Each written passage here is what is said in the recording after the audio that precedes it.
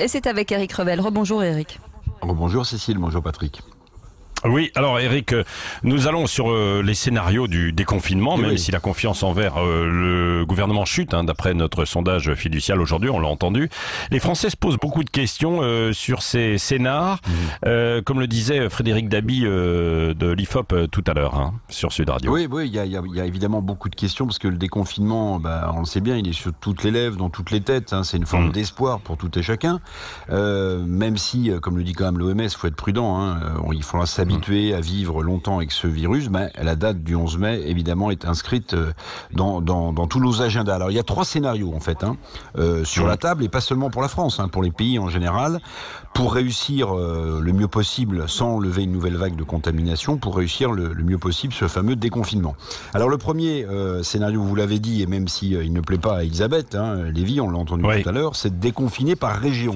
Alors, ça partirait des régions les moins touchées par le virus, déconfiné évidemment en premier, vers celles qui seraient le plus touchées. Alors ce scénario s'accompagnerait de l'interdiction, en tout cas d'une contrainte très forte, d'aller d'une région qui n'est pas contaminée vers une autre plus contaminée. En tout cas, dans un premier temps. Ça serait le premier scénario. Le deuxième, alors qui ne semble plus avoir pour l'instant les faveurs du président de la République, c'est le fameux déconfinement par âge. Vous savez, on a parlé des plus de 70 ans avec des pathologies médicales. Mais bon, c'est compliqué évidemment de stigmatiser nos seniors. Et puis, ce scénario aussi, il est difficile à appliquer parce que quand on parle de pathologie, en France, on connaît la rigueur imposée par le secret médical.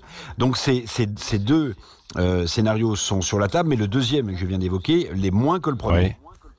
Oui, c'est ça. Et puis, il y a le fameux scénario du stop and go, Oui, alors ça, c'est une étude que tout le monde regarde, que tous les gouvernements regardent. C'est une étude de l'université d'Harvard à Boston aux États-Unis qui a construit ce fameux scénario du stop and go. Alors c'est très simple, il s'agirait d'alterner des périodes de déconfinement et des périodes de confinement en fonction de la reprise potentielle de l'épidémie. Bon, psychologiquement, c'est quand même pas facile à supporter pour les populations et pour tout à chacun. Et puis, c'est difficile aussi quand même de mettre en place cette stratégie, notamment pour l'économie et les entreprises. Comment, Patrick, arrêter une entreprise qui vient de redémarrer si on reconfine? Quel impact sur l'économie alors que l'on sait que l'économie française est en récession de 8%?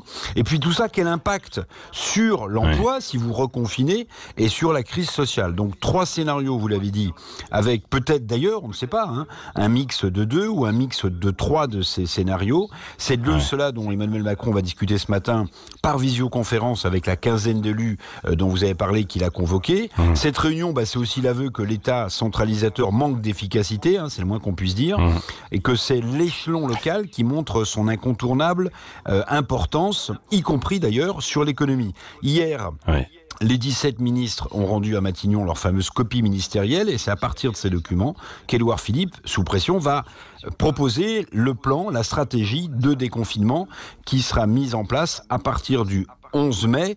Alors on attend le 11 mai, mais évidemment on attend encore plus de connaître quel est le scénario qui a été retenu par le gouvernement. Oui, c'est vrai. Merci en tout cas pour ce descriptif très précis, très complet, Éric Revel.